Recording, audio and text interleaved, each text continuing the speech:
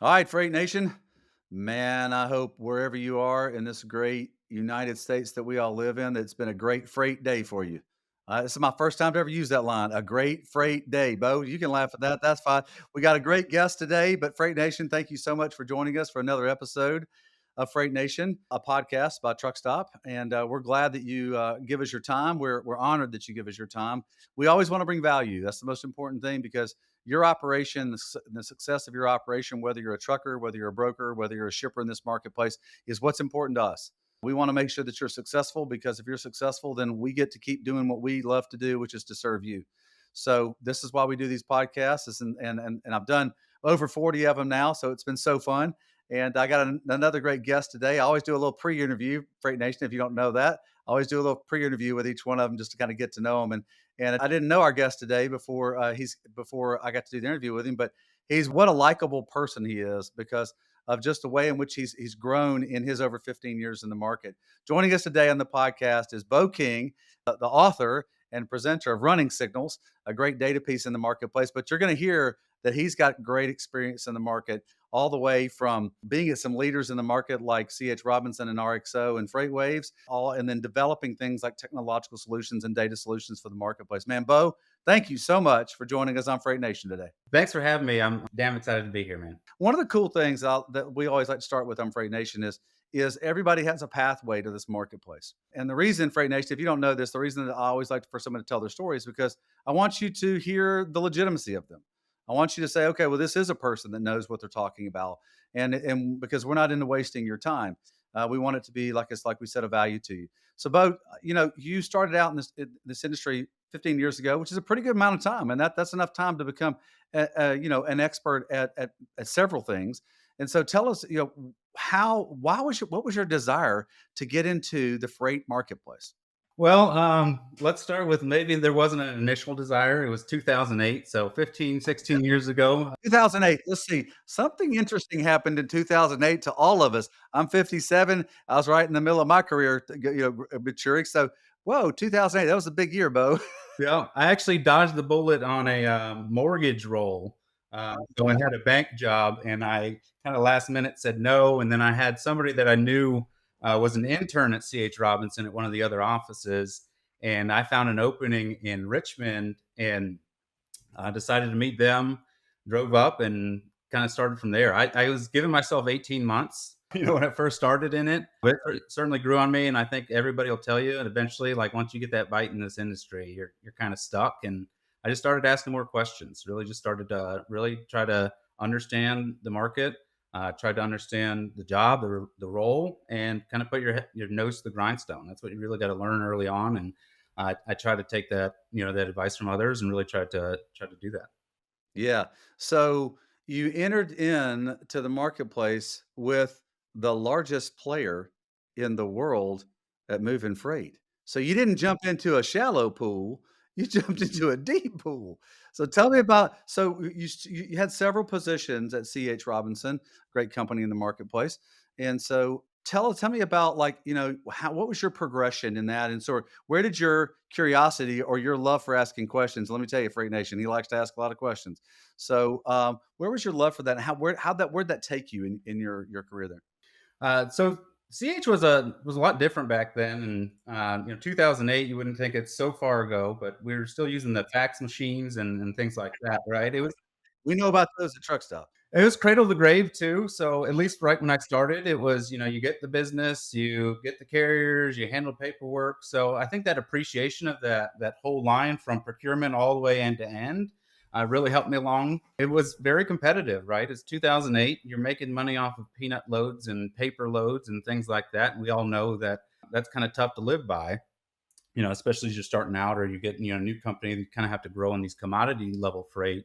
So did that, kind of cut my teeth there, and had my first opportunity to really price with a mulch Right. project. And he told me, just take the email list every day and send them back rates. And after about the third or fourth day of doing that, I got bored of doing it. So I made an Excel matrix. I realized that they were going to like 40 different places in the Northeast. And I said, all right, if it's within 50 miles of these like different cities, then it's going to be these prices, and just send me tenders instead.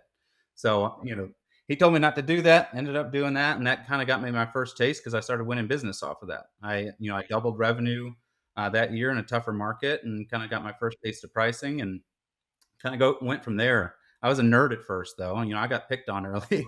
I said, "What are the miles?" Every time somebody would want a spot quote, and they're like, "Just leave it alone." But I really wanted to get an understanding of rate differences across the country. And I was in the Northeast Division to start. That's what we were part of. We were a top 15 branch out of almost 200 at CH Robinson. So they Wow. had about 180. It's crazy for me to hear that, and I don't know the truth to it, but they have 70 sales reps now, right? I think there was an article about that. Yeah, sure was. Did some cuts. A lot of cuts in the industry right now across the board. You can look at every major player, cost cutting right now, so that's not uncommon. Let me ask you, but you just said something really unique. You saw an opportunity, where there was an inefficiency or whether it was you were doing something kinda manually, and you created your own sort of, custom way of automating a process and getting it out there, and you had somebody who was a leader of you say, "Hey, that's not the way to do it." And you were like, "Yeah, I think this is the way to do it." And your fruit from doing it proved it out. Tell me when once that started happening, when that leader did that leader come back to you and talk to you at all about, "Hey, maybe I was wrong and this is a great thing you're doing, Bo. How can you help the whole division do that?"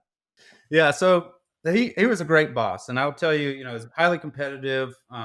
They're quick to kind of tell you, slap your hand, what the hell are you doing, kind of thing, right? But eventually, he came back and said, "Hey, man, this worked out," and I ended up using it the next year, and I ended up building like a lot of capacity for the Northeast, specifically the island. Everybody hates getting island carriers, and we had great relationships, and so I was able What's to the build island, Bo? When you're saying the island, what New do you mean York, the island? New York Island. So we're talking about Bronx, we're talking about Long Island, right? We're talking about the I know it. 250 toll, baby, the one, the one right up there. So, The trucker's favorite place, oh yeah, right? yeah. So, Surge. yeah. You want to talk about surge pricing? That's that's surge pricing. That's right, that's right. My boss was great though. He kind of came back, and after that, he kind of just let me start doing some of my own things. Right. I think what I like to teach people is there's enough low hanging fruit. Right. When you're looking at spot freight, when you're looking at opportunities in the marketplace, there's always enough like opportunity to follow the same trend, to go after the same types of freight. But when you kind of branch out and you find something that you can jump on and create efficiency, like you said, or make a process a little bit better, it gets noticed. And you have to take those leaps. And sometimes it may not look like it's going to turn out in your favor, and sometimes it doesn't.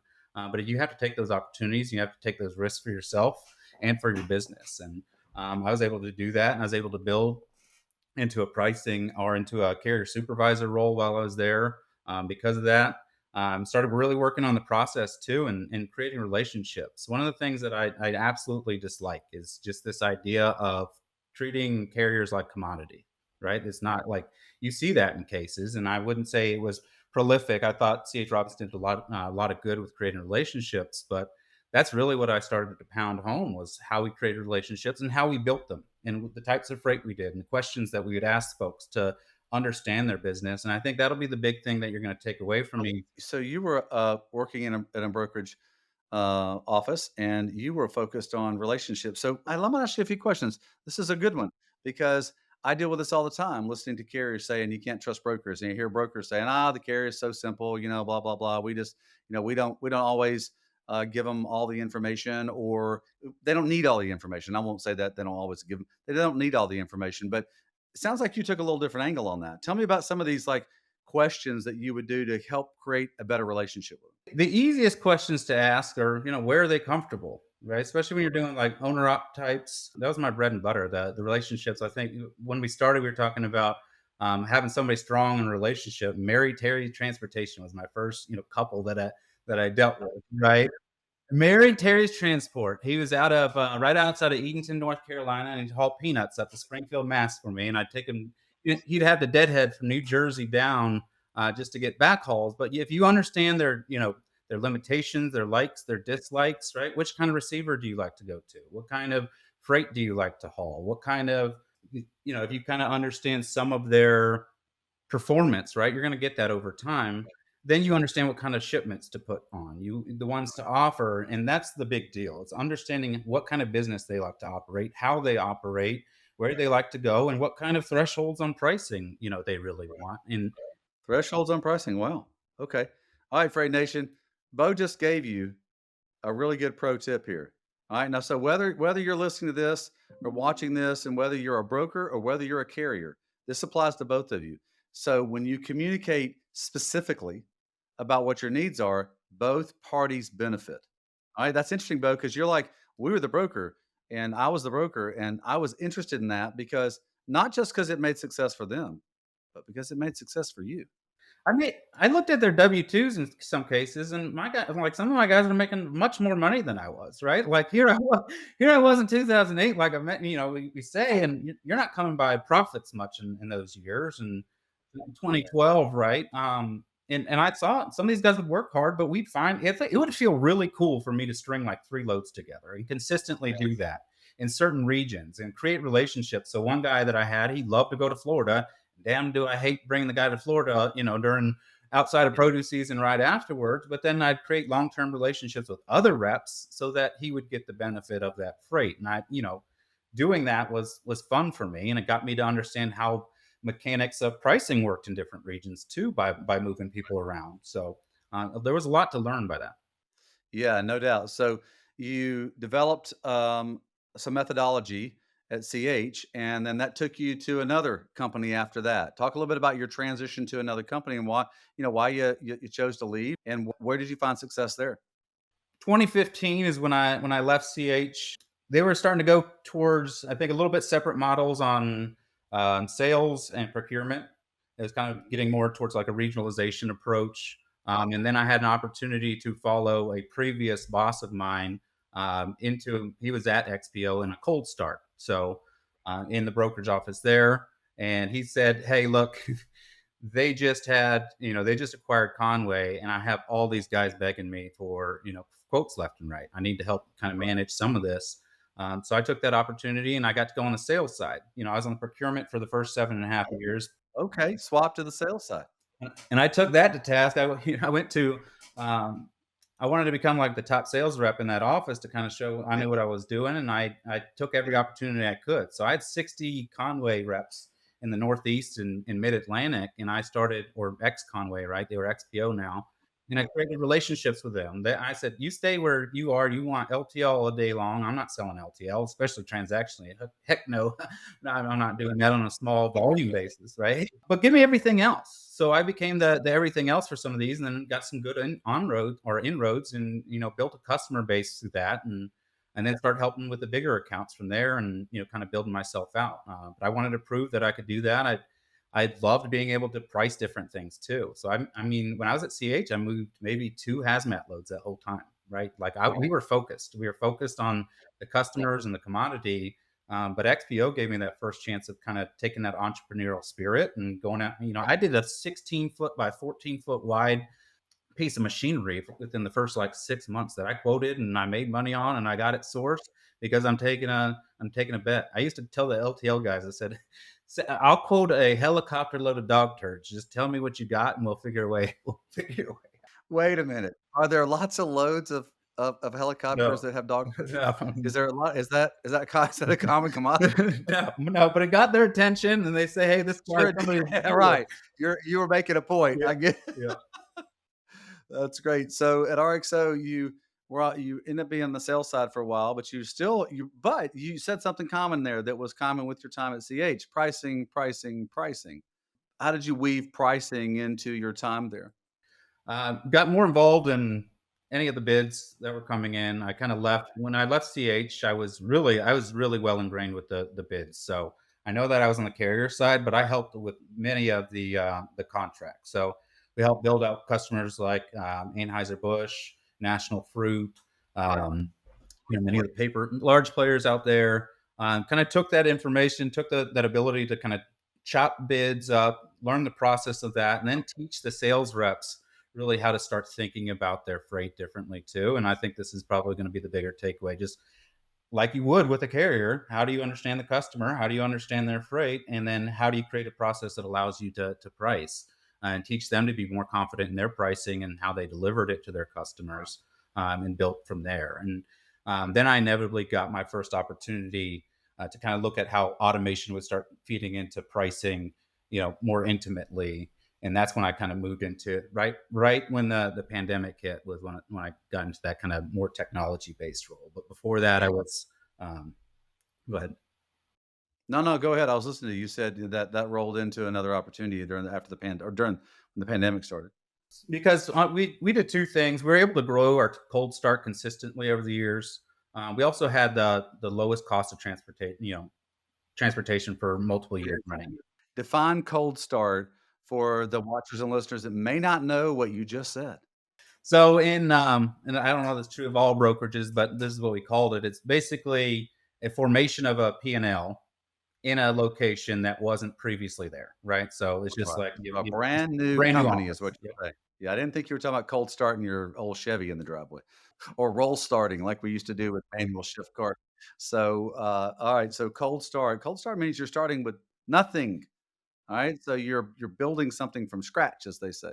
So, okay, well, that's super cool. So, have you did you just develop or did you just discover this need for accurate pricing or understanding the models of pricing or understanding the market dynamics and the pricing outputs on that? Because it seems like this is something that, when I say pricing, sometimes I see your eyes get a little wider, like, oh, yes, that's the fun part, right?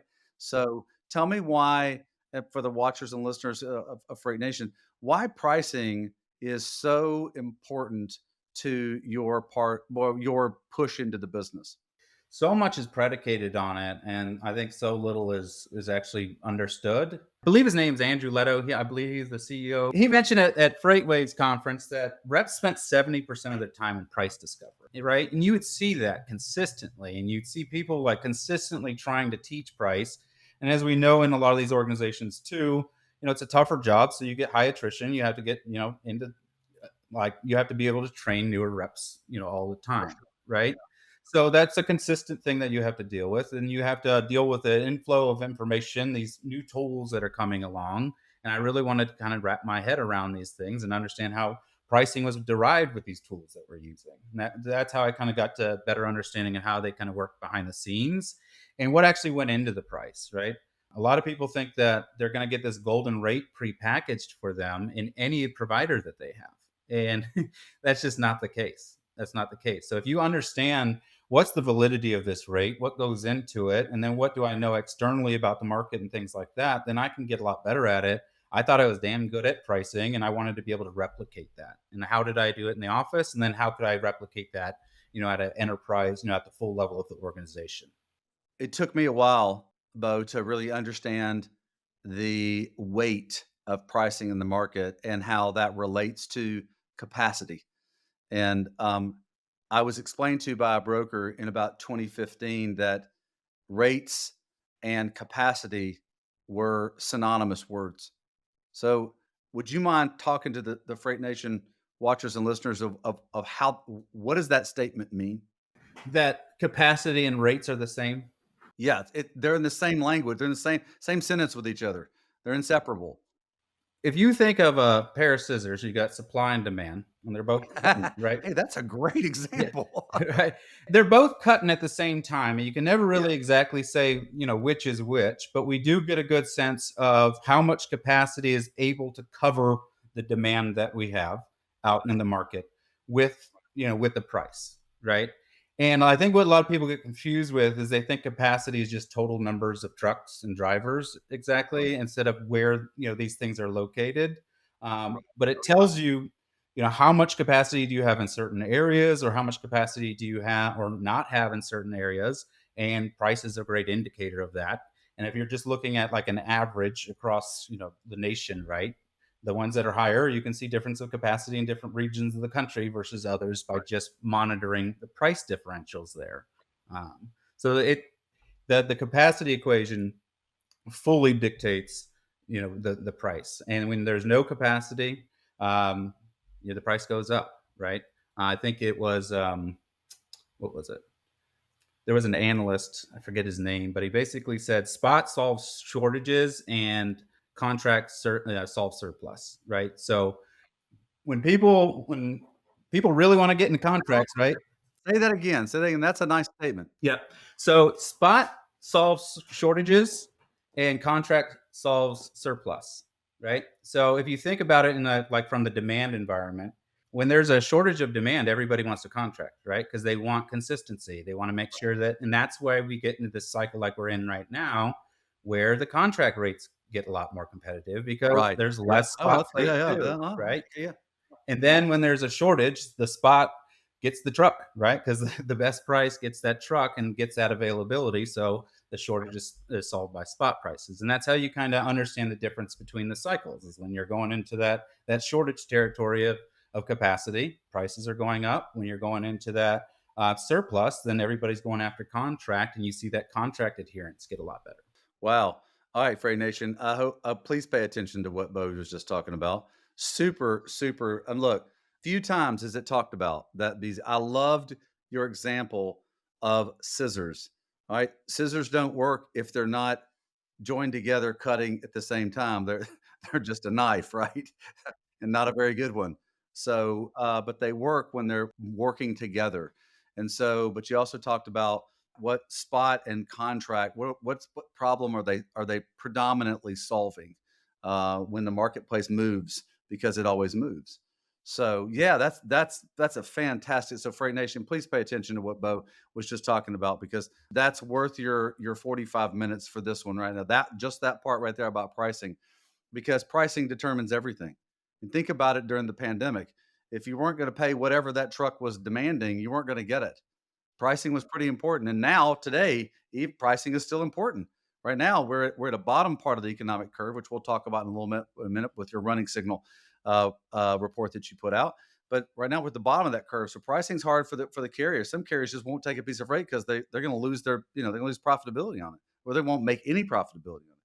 So, all right, so you've chased this pricing curve from CH, then automation, and using some technology to XPO, RXO, and then you transition into working for a really big player in the marketplace from a standpoint of communication.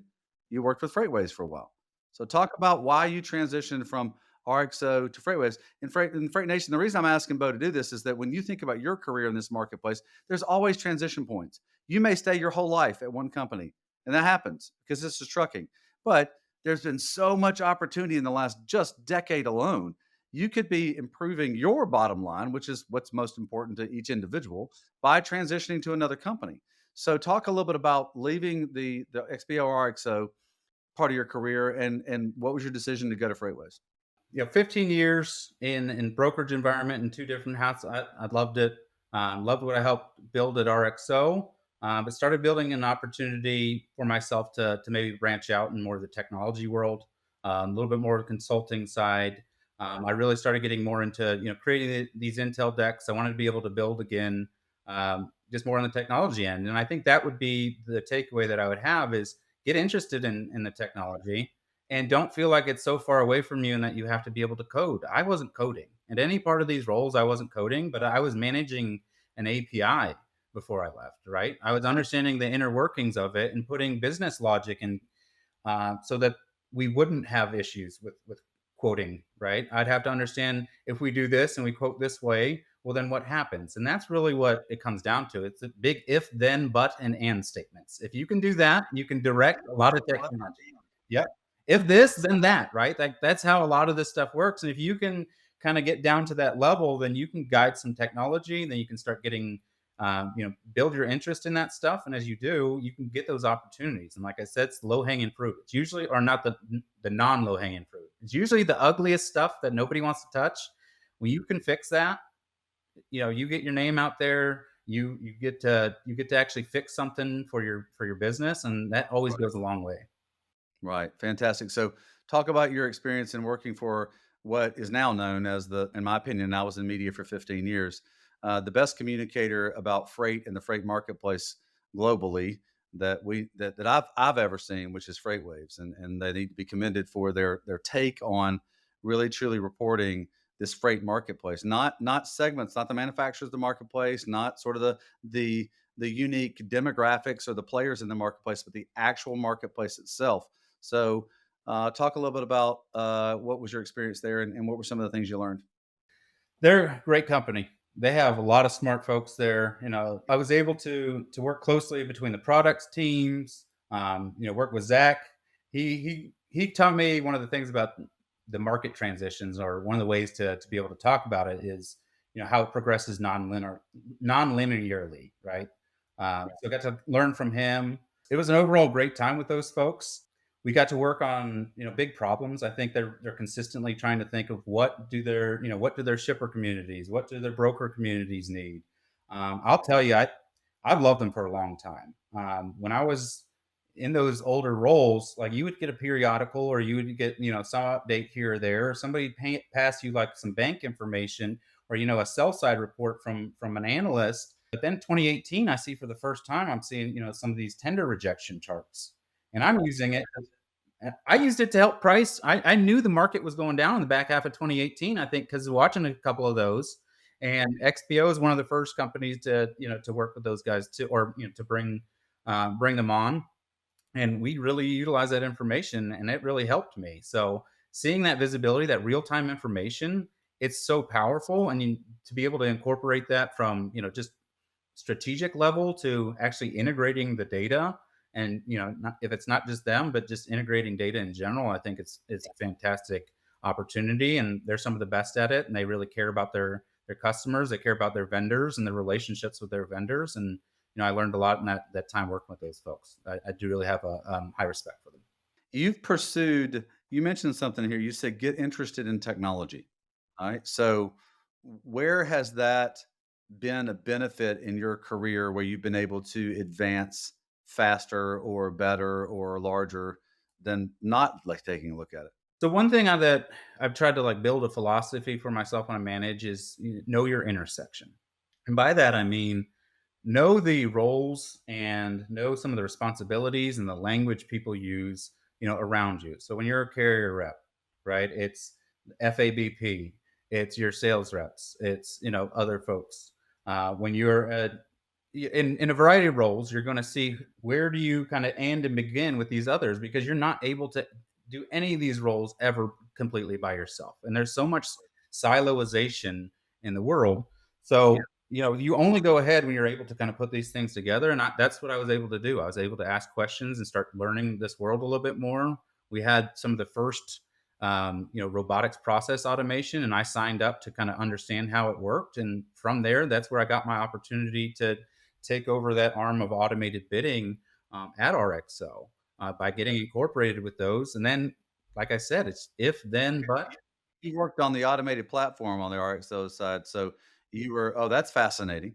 Yeah. So because you were interested in that part of the technology. Yeah. So they had a program that they had already started, and I took it over. And the biggest thing that I started to do was say, let's add rules to this stuff. Let's add some governance to it. And AI today, everybody wants the exact answer, but they forget that governance is a big piece of it, right? What do I do when I don't want it to have that answer, or when I want the answer to be different? And if I want to talk about pricing real quick in automated world, there's accuracy, there's precision, and there's reliability. Everybody's focused on accuracy. They think that they can get some 100% hit rate, but you need all three of them. You need all three of them. And accuracy is how close you get to, actuality. And I'm sorry, you're just not going to get there, because we're all pricing freight for the future, whether it's tomorrow, 3 days from now, and then stuff happens in between, right? Somebody can't make the pickup. So whatever you guessed the price would be, maybe you were right. Well, now it's wrong. Or maybe there's a price out there that you could take, but you don't want it, like you mentioned before. So you kind of have to sit out, right? So being able to understand how you put guardrails and things like that in your pricing is really what I kind of took to task with that team. And I had to understand those systems, and I had to ask questions. And there was grueling parts of my process where I was updating spreadsheets with, like, in the into the evening to get things uploaded into our systems, right? But I learned that over time, and you also got to take time. You're not going to learn this stuff after one course. You're not going to take a small course in something, get your badge, and say this is great. You're going to have to beat your head against the wall a little bit for a little bit of time, but then you get it, and then you can really start maneuvering things. And I was able to do that. And I take a holistic approach to building automation, because again, know your intersection, know how it fits. Pricing is a function of billing, right? In terms and parameters and all those other things too. And people just forget that. They think, what's the price from Missoula Sarasota tomorrow. Well, is it 40,000 pounds or is it 10,000 pounds? Is it picking up next week? All those things dictate a different price. So So you said it's 3 things: accuracy, precision, and reliability. reliability. Okay. And I loved your point because I loved what you just said. You said pricing is a function of billing because there's always pricing is not holistic. You're so right because one load may have X amount of cost in it, and another load may have another X amount of cost in it, and those are different. So pricing is not holistically all the same. And then different operations have different cost bases to operate within. And so there's all kinds of different integers that go into this. This is why people I get frustrated sometimes when people go, well, isn't the price just isn't it just 220 in that lane right now? Well, depends. Depends on your operation. One operation it could be 220. Some operations might be able to offer 215. Some of them may not be able to do it for less than 235. So it just depends. And so this is why there's no holistic approach. It's good to have generalities, but I loved your accuracy, precision, and reliability.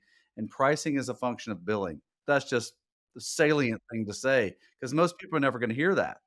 Unwide the billing part. Pricing is a function of billing. Talk about that. Then I want to shift into your latest endeavor of running signals. So I want to talk about that because this is where all these years of Beau's experience and this is where he is now with figuring out what's he going to bring to the market right now and then what's next for Beau. So talk about pricing is a function of billing. Yeah. So, two ways, right? First is the price that you kind of mentioned that whether it's contract or spot, and then just the terms too, right? Another takeaway that I had from the conference was that Chris Voss, right? He's the Oh yeah, never he's the split the difference. negotiator, the FBI Yeah, negotiator. Yeah. right. And he had a really cool story where he said, I tried to buy one of the kids or one of the kids' ID cards, right? And he knows it's a pain to replace. So he said, I'll give you like $1,000. So he had all these takers, and they finally said, okay, I'll do it, but I'll give you $1 a year for the next like 1,000 years. And they're like, everybody groaned, right? Well, that's what you get with some freight sometimes, right? What are you signing yourself up to when the payment terms are 90 days, and then also when you get into these situations too, you see in the same lane, right? Like you mentioned, somebody has this rate, $1,700, and then you see a 2,300, and you're like, how the heck did that happen? Well, one load had 1,700 in it, the other load had $3,000 in it, and they're both right rates for those loads. So it's a function of what you see, what's billed, and what people are going to fight against too. If they have enough money to run, they're going to they're going to run. If they don't, they're going to fight tooth and nail. And sometimes you gotta know when to hold them and know when to fold them too in that regard, right? Did you just use Kenny Yes, Rogers I on me? did. I always think, when I think Kenny Rogers, I do think of the songs, but I also think of like Kenny Rogers Roasters. So I don't know why I think about that. It's always because I lived behind the Kenny Rogers Roasters when I first got married, believe it or not, in Mobile, Alabama. All right, let's keep moving. So this is great. So I don't want to devolve into eating chicken.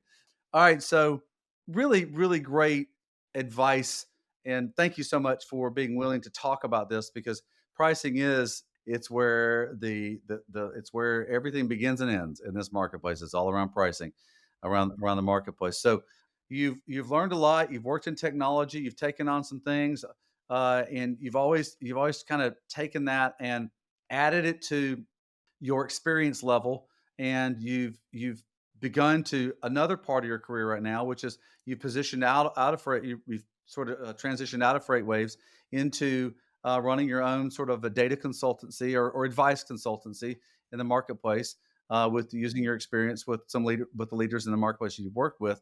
But you produced a really nice data piece. And honestly, until I got to know you, I didn't know that Running Signal was out there. So some of it's a mashup of some other people's data. Some of it's a conclusion that you're giving in the marketplace. So let's talk a little bit about Running Signal, and you can find it. Go to Beau's LinkedIn page. It's right there on his LinkedIn page. It's got good graphics on it. It's put together. It's not overly complicated, which is great for everybody, right? Because a lot of people like to talk like scientists, and then only a scientist understands you. You got to talk plain so people can understand it. So let's talk about Running Signal, why you put it together, how you put it together, what are some of the outputs of it, and where do people get value from it? I think a lot of people like to be, told what's going on, like you said, without really having to dig in or really having to, listen for 30 minutes or what it may be, right? And that's part of where I compile some of these things. I do take from you guys. I do take from FreightWaves, DATs of the world. And a lot of it allows me to give a corroboration of what's actually going on in the market. Because if you see, three of these players all kind of saying the similar things, you can do that. And I know a little bit's kind of regurgitation in ways, but I feel like I'm able to expand upon what I do each week is I try to focus on different aspects. So a couple weeks ago, I was more so on the flatbed. I saw we've been going sideways on housing sales for a while. So that momentum's dropped. I know housing starts to drop. Multifamilies are starting to pick up. So I started seeing trouble there. I knew that oil and gas is going down. So flatbed's highly connected to these things. If housing demand stinks and the Fed is not going to cut, we're going to have issues in housing, and that's going to be detrimental to flatbed. So, and then when towards the Red Sea situation, I'll pick up more information from there, and I really try to pick out like things that I watch throughout the week because I'm constantly monitoring the flows of information. And I kind of want to give that piece to the data, data, data. Everybody wants data. Everybody doesn't know what to do with data, but data is not just like the ones and zeros. Data's a chart, data's anecdote, data's conversations that you're having with other people, and you have to consume data in a lot of different ways. So of course I'm on social media, but that's where I get these charts because I'll save them on my phone, or I'll get them so I can reference them later and bring them up and kind of really expand on these points. And one of the bigger things I like to do is talk about the economy, talk about trucking and how they are, they're interlinked but not in lockstep. So I think we've had this conversation, right? That the, what's going on in the economy is not always what's going to happen right away in trucking. There's obvious relationship, but if I can kind of talk about what's going on in the economy, you're going to give insights of what's going to happen in trucking in the next 3 to 6 months. So I think doing that is where you're going to get the real benefit of listening to what I have to put out there. I spend a lot of time trying to get a horizon that's 3, 6, 12 months out and constantly kind of change it as things unfold. But that's what we have to do. Nobody has a 3 month, 6 month view in the future that's always right all the time, right? Yeah, as our economist likes to say, if I could predict the future in freight, you all would be worshiping me right now. And so, because it's so based on it. People go look at the macro and micro economy metrics and that sort of thing, and I go, it all comes down to human behavior. It's a human behavior thing. That the consumer is 70% of the overall marketplace in the United States, and so as the consumer goes, the economy goes, and so it's super important. And we make a lot of crazy decisions, we consumers. So tell me a little bit about how you're because yours is not just the U.S. freight market. You were pulling in some other because you said you looked at the Red Sea, you looked at some things because with the internet now and with a lot of these players working offshore and in other countries, you've got a little bit of a global effort. When you say freight, it's a little bit more globally than it used to be. That's really kind of where my understanding really started to bloom and where the interest keeps picking up over time. As I got the domestic side, I started seeing seasonal trends. I can tell you, at this point I could probably tell you what I could redraw some of the OTRIs over the last 5 years because I lived them and I watched them every week. And so I kind of got an understanding of what would happen around the holidays. I got some understanding of like the 100 days of summer, or different mechanics from different verticals. But then I really wanted to get like what happens before then. And I really started kind of building that out and seeing the connection between the global side, the global trade, and how that affects here, in the United States. And I think my time at FreightWaves really helped kind of connect some of those together. A lot of those ideas that I already had, they really kind of came to bear when I was with them, and I kind of learned some of those things. And just to be able to connect, all right, when you're getting an influx of containers, where are they going? What are the top ports that they're going to? What are the fulfillment centers that are, against them? Because people don't think about freight. Freight is like a continuation of decisions that happened, 3 to 6 months ago. Right? So if it's an order that you got from overseas, it came from China, right? Especially a lot of our manufacturing and a lot of retail comes from there. A lot of the decisions in like November, that's for stuff that's for your bikini that you're going to wear in June, right? Those decisions of those orders are Now, coming in. oh, I stopped wearing bikinis a long time. Well, whatever you're wearing these days, pal. You're making those decisions then, and then right now we're getting all the stuff for Q4, and it's onboarding, right?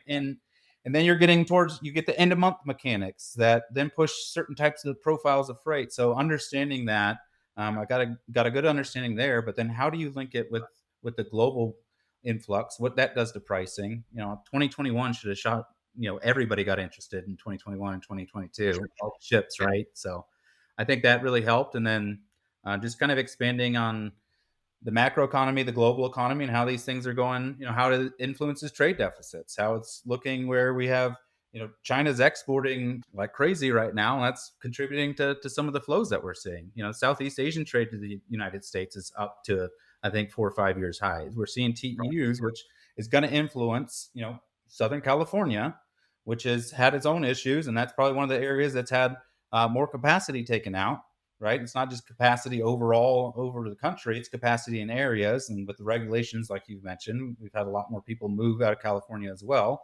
So if you get a lot more freight at a 5 year high, you should have a little bit more freight. I said in, I think, February, it's going to be wild out of California and Texas this summer because I saw that freight coming. So you have to kind of connect these dots. And the more that you can connect them, the better you can advise on strategy and, building around these things. That's a great way to put that. So one of the things that we used to say at Truckstop all the time is that the spot market was a precursor to what was happening in the macro economy. And that's true, but it's not true. It's not true from the standpoint that it doesn't dictate what's going to happen. It shows you what's going to happen, but the only reason it can show you what's going to happen is because we see the data faster. We see the data every 7 days. So, we see it every day, but we see the conclusions of it every 7 days. So I can tell you way ahead of time what's gonna happen because the government data and the overall macroeconomic data doesn't come out for 90 days or 120 days. And that's understandable because it's such a large piece of data. But the point is you can look at these trends on, okay, this is what's happening in the market. So it's not it's a lag indicator, but it just comes out so much quicker. It looks like a leading indicator. So Freight Nation, that's a little peeking inside some of the stuff we've been looking at Truckstop, and I know Bo knows the same thing. It just looks that way. All right, so Bo, this has been fantastic. Talk a little bit about so what are you've had a great career. We all once you get past like 40 in the market, you start to become like, the real experience part of it. So you're developing these data sets, and I mean that with honor. I mean that with with respect, and is that once you get deeply seated into something, that takes a decade to become an expert at anything. If you do that thing for 10 years, you can look at the book Outliers by Malcolm Gladwell. He talks about if you do 10,000 hours, takes about 10 years to get there. If you're an expert, so where does your expertise, other than running Signal, which is a great piece, and I'm sure my guess is you'll continue to do that. What do you think is some of the areas of the market you'd like to get into next? I've been very interested in micro mobility. Micro mobility. Yeah, so like I think inevitably things are going to be solved in different types of vehicles versus just your traditional truck and car, right? I think more people are wanting these small type vehicles. Hell, I live here in the southeast, and if you live in any planned community, you're going to see golf carts everywhere, right? Those are people's third vehicle. I think the cities, if you go anywhere in Southeast Asia, you're going to see like mopeds or smaller vehicles there. I think that you're getting into the RV kind of stuff. So there's just a lot of different opportunities ahead with the EV space, and I've been interested in how that's going to develop, um, especially with what you can kind of do with these things too. So that's been one interest that I've had for a while is how do you kind of get into some of these like small trucks. I think the United States has an opportunity to kind of reinvent itself a little bit with the auto industry versus just kind of chasing some of the legacy brands or just kind of transferring them to EV. I'm still vastly interested in pricing, vastly interested in building technology. I want to be known for doing something great in this industry. Yeah, man, what a great aspiration. And I know like I may not be creating a next brokerage or something, but I want to be known for process or technology contribution that I can give. And when I was at one of the proudest things that I had from a technology perspective, and this kind of speaks to just knowing the business helps you with technology is we're creating these APIs, and what people don't realize, it's really hard to connect when you quote something. Was that the price you quoted? And is this the tender related to that, right? If they're quoting you 5 different times on the same lane, which one of those prices? So we instituted something where we had, you're given a unique code back, and that sounds simple as heck, right? But once they do that on the EDI, now we're getting electronic agreement up front, and it clears through better on the back end. It's just something simple like that. Hey, why can't we just have a unique number that flows through, right? That's not a crazy idea. That's not something that you need to be a master coder to understand. It's, hey, how does this help flow through to the business better? And those are the kind of things that I like to think about. So if I'm going to leave anybody, just please, if we can do anything in this damn industry, shippers, TMSs, put lane IDs on your contract freight. You will not have to worry so much about all the details. Just say it's LN111. And that means this, right? And all your carriers aligned to that. Start using unique codes for contract. I promise you, we are going to be a lot better off. Man, that's very interesting. All right, look, before you go, I want to bring up one thing because I think this was cool. I read your LinkedIn page and you've got some nice things you say about things that you aspirationally want to do in the market, but you close with this. You say none of these achievements would have been attainable for yourself without the wisdom of countless mentors, the camaraderie of peers, and the commitment of talented individuals I've worked alongside. Talk about the power of that, then we'll close this episode of Freight Nation. Probably too many people to name here, but I guess the gist is you need powerful people. You need people in your corner. You're not going to get far without like looking up to people to kind of emulate or ask questions to. And people like to help. You know, I know it can be scary sometimes, but I like to sit next to the veteran rep. One of the, his name's Earl Burr. If you come across him, and I think he's still in the Richmond office. I mean that man, he booked freight with one computer screen and one phone, right? And he had the biggest contingent of island carriers that I've ever seen. You know, Todd Gravely, he was a great manager, taught me how to think about freight differently, how to approach customers. And one of the best unnoticed people I think in this industry is a guy named Tudor Bodea. He's written 2 books. He's the real reason behind a lot of things over there too. Tudor Bodea, you need to look him up. He's a great guy. But learning from these super smart people, being able to like work with people and have them believe in something with you, like there's nothing better. And you need to find that. And you don't need to be doing like changing the world, but like, can you be the best group? Can you be the best, trucking operation? And if you have people that are rallying around you and they're smart and they're dedicated, you're going to go a long way. And I truly believe that. Well, you just said something that is really a great piece of wisdom. If you want to find success, work with people that believe in the same thing you do. It's hard to beat a team like that. Man, Beau, thank you so much for being on Freight Nation Day. You've been a wealth of knowledge to the Freight Nation watchers and listeners of Freight Nation. Please listen to this episode. I mean, pricing is so important in this marketplace. Having aspiration is so important for your career, and being able to be an expert at something, you can leverage that into any part of success in your life that you want. So, Beau, thank you again for being a part of this. I really appreciate you giving your time and your expertise to the Freight Nation watchers and listeners. Thanks for having me. This is an absolute pleasure. Yo, man, fantastic. All right, Freight Nation, that's another wrap for another excellent episode. Beau knocked it out of the park. I hope we can keep it up. So, man, as we like to say at Freight Nation, don't forget, work hard, be kind, and stay humble. All right, Freight Nation, we'll catch you the next time. On behalf of the Truckstop team, thanks for listening to this episode of Freight Nation. To find out more about the show, head to truckstop.com/podcast. If you enjoyed this episode, make sure you hit subscribe so you don't miss any future episodes. Until then, keep on trucking and exploring the open roads with Freight Nation, a trucking podcast.